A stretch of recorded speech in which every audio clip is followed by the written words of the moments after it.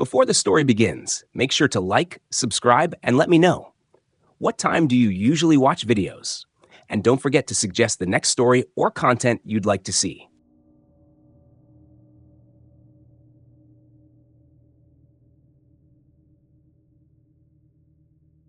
Story 1.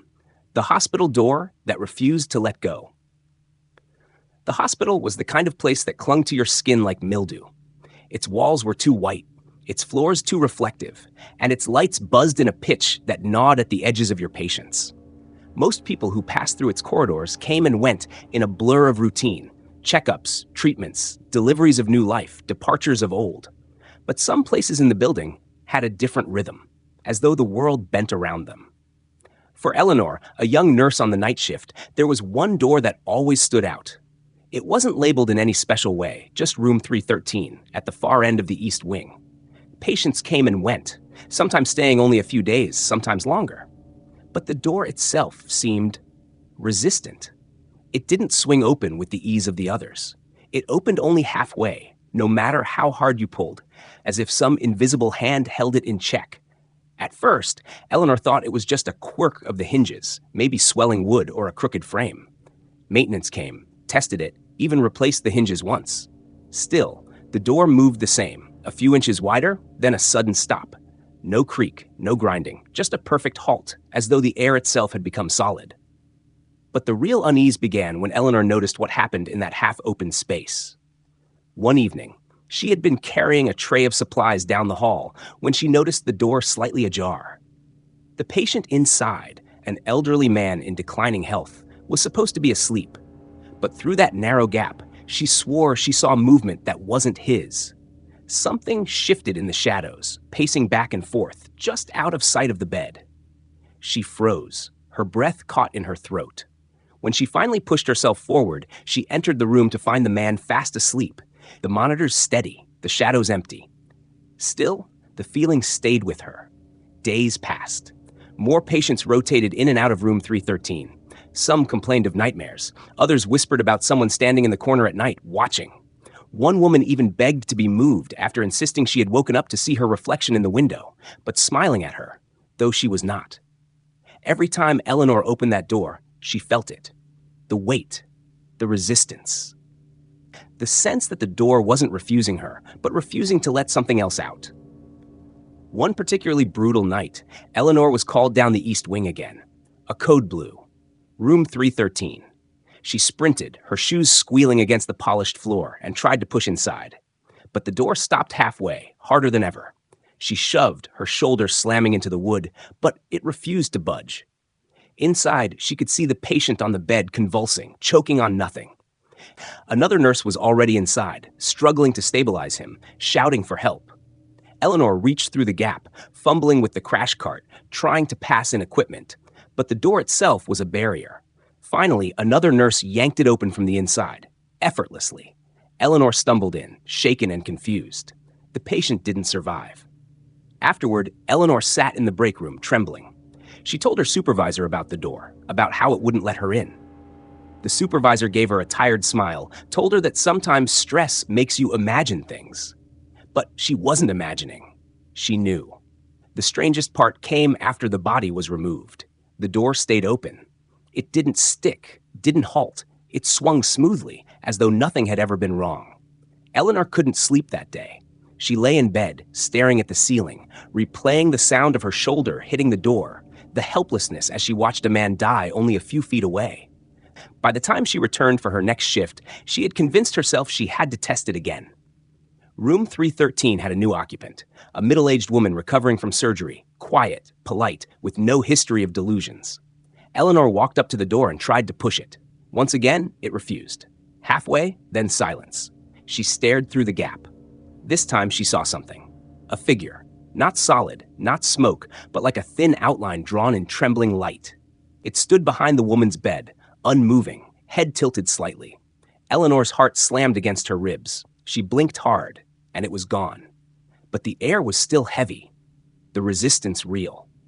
From that night forward, Eleanor could not look at the door the same way. She tried to avoid it, trading assignments with other nurses, but fate had a cruel sense of humor. Whenever she tried to steer clear, emergencies always seemed to draw her back there. Patients began whispering. Stories spread. Some said the room had once housed a dying man who refused to pass, his will so strong that even death couldn't drag him away. Others claimed a priest had been called years ago after a series of unexplained deaths in that very bed, but whatever ritual he performed had gone unfinished. Eleanor wanted answers. One night, when the halls were silent and her duties light, she pulled the old patient records. The hospital's archives were dense, but she found the folder eventually. Room 313. The first entry that caught her eye was from 20 years ago. A man had been admitted after a car accident, placed in 3113 for monitoring. His notes said he complained of voices outside the door, footsteps that stopped when he looked. He died of a sudden cardiac arrest, unexplained. 5 years later, another patient, similar notes. He claimed something wouldn't let him leave. 10 years ago, a patient who wrote on the margins of his chart, over and over, "It's in the door." Eleanor shut the folder, her hands shaking. That night, she passed room 313 again. The door stood closed, but she knew. She knew that if she tried, it would only ever open halfway, and that on the other side, something would always be waiting. And yet, a part of her was certain of something far worse. The door wasn't keeping it inside. It was keeping us out. Story 2. The motel bathroom that wouldn't open past the mirror. Motel rooms all share a kind of tired sameness. Thin walls, stale air, furniture that feels borrowed from a dozen other rooms before it. But this one, tucked off a lonely stretch of highway near the state border, had something else. Something that made my skin prickle from the moment I walked inside. I was traveling for work, nothing glamorous, just a 3-day training conference I couldn't wait to be done with. The motel was cheap, close to the venue, and judging by the vacant parking lot when I checked in, almost entirely empty. My room was on the second floor, at the very end of the hall, beside the glowing red exit sign. Inside, it was what you'd expect. 2 double beds with mismatched spreads, a small TV bolted to the dresser, a carpet permanently stained by decades of untraceable spills. But it was the bathroom door that caught my eye. It was set oddly close to the wall mirror that stretched across the vanity, almost as if the architect had miscalculated. When I tried to open it, the door swung only halfway before it hit the edge of the mirror with a muffled thunk. I thought it was just bad design. That night after dinner, I came back to my room and noticed something strange. The bathroom door was cracked open wider than it should have been, wide enough to scrape against the mirror, but there was no scrape, no broken glass, no damage at all. I pushed it again, testing. It resisted at exactly the same halfway point, stopping firmly against the mirror's edge. It should have been impossible for it to be left wider than that.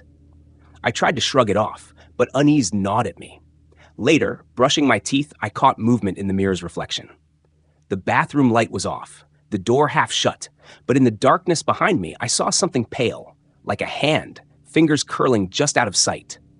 I spun around. The bathroom was empty. My pulse hammered, but I forced a laugh at myself. Motel mirrors were notorious for bad lighting, weird angles. I closed the bathroom door as far as it would go, letting it rest against the mirror. The pressure made the glass tremble slightly, just enough to catch the buzzing light overhead. Then I went to bed. Sometime after midnight, I woke to a sound, the creak of a door hinge. I rolled over, and there it was, the bathroom door, wide open, not half, not awkwardly wedged, fully open, hanging there like it had never been blocked at all. And in the mirror, though the lights were off, I saw a figure. It wasn't standing in the bathroom itself. It was inside the reflection, standing where the door should have blocked the view.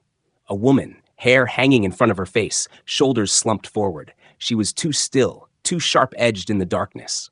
My chest locked up, my body frozen. I reached for the lamp, fumbling until the light snapped on. The bathroom was empty. The mirror showed nothing but me, pale and sweating. The door, however, had slammed back into its old stuck position, flush against the mirror's edge. I couldn't remember hearing it move. The next day, I mentioned it at the front desk, trying to be casual. The clerk, an older man with watery eyes, didn't look surprised. He only asked, "End of the hall? Second floor?" When I nodded, he sighed. "Bathroom door doesn't open, right?" He muttered, sliding my keycard across the counter. "Maintenance looked at it a dozen times. Can't find anything wrong." "But "We don't usually rent that room unless we have to." I asked why. He hesitated, then leaned closer. "Couple years back, a woman stayed there for a week. Kept complaining about the door. Said she'd see someone in the mirror when it was stuck. On her last night, she called the desk screaming. By the time staff got there, she was gone. Door wide open, mirror unbroken. Nobody's seen her since." The hair at the back of my neck stood on end. I wanted to demand more details, but his expression warned me off. Instead, I packed up quickly after the conference ended and checked out 2 days earlier than planned. Still, the image lingers with me, the way the door moved soundlessly in the dark, the figure that only appeared where physics said it shouldn't. Every bathroom mirror I've looked into since carries the same question. If the door opened past it once, what's waiting on the other side to make it happen again? Story 3. The childhood closet that blocked the light. There are certain places in a childhood home that cling to memory long after everything else has faded. The smell of the kitchen, the creak of stairs, the backyard that always seemed bigger than it really was. For me, it was a closet. Not because it held anything extraordinary, but because it seemed alive in a way no ordinary closet should be. It wasn't a memory that grew darker with age. It was dark from the very beginning. The closet was in my childhood bedroom, tucked into the corner where the walls met at a sharp angle.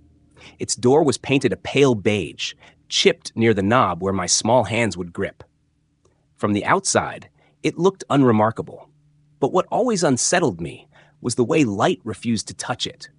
My room had a window that let in the morning sun, spilling golden beams across the floor. But no matter how bright it was outside, the closet door remained in shadow. Even when I placed a lamp directly in front of it, the light never seemed to reflect off its surface. It was as though the door drank the light in, swallowing it whole before it could reach the wood. At night, it was worse. I would lie in bed staring at that door, knowing beyond any doubt that something was behind it. My parents told me it was just a closet, nothing more than a space for clothes and toys. But they didn't see what I saw. They didn't notice how, when I opened it, the light from the hallway bulb would stop abruptly at the threshold, like an invisible curtain had been drawn across it. Inside, it was black, a suffocating kind of black. And no matter how many times I tried, my flashlight beam would never cut more than a foot into the darkness. It was not like any other closet. One night, when I was around 8, I decided to test it. I left the door open and turned on every light in my room. The lamp on the dresser, the nightlight by the bed, even a little string of holiday lights I had taped along the window. My room glowed like a stage, every corner illuminated, except the closet. The moment my gaze reached it, it was the same. The darkness inside stretched out like an endless well, not reacting, not moving, just waiting. I remember whispering into it, "I know you're there." And then, I swear, I heard something whisper back. Not a voice I could understand, but a faint, low murmur, like words twisted and turned through water. It was enough to make me slam the door shut and dive beneath my covers.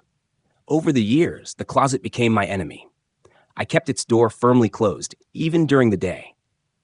Sometimes, though, I would wake up and find it cracked open an inch, as if something had been watching me from inside. My parents brushed it off as me being forgetful, or the latch being old. But I never forgot. The most terrifying incident came when I was 10. A summer thunderstorm had knocked out the power in the house. I was alone in my room, lit only by the weak glow of lightning flashing through the window. Every rumble of thunder seemed to shake the walls, and I pulled the blanket tight around me, refusing to look at the closet. But the sound came anyway. It began as a faint scratching, like nails dragging against wood, coming from inside. Then it grew louder, more frantic, until it was scraping, pounding, clawing to get out. My heart raced, and I screamed for my parents, but my voice drowned in the storm. I watched in horror as the door handle rattled, jerking back and forth violently. Then, with a long creak, the door began to open, not from my side, but as if someone or something was pushing from within. The moment the gap widened, lightning lit up the room, and I saw it. No detail. No face, just the blackness inside, shifting like a curtain made of ink. It moved, rippling outward toward me, swallowing the faint light of the storm as it spread across the threshold. I don't remember what happened after that. My parents told me they found me unconscious on the floor, the closet door shut tight as though it had never opened. They said I'd fainted from fear. But when I begged them to never let me sleep in that room again, they finally moved me into the spare bedroom.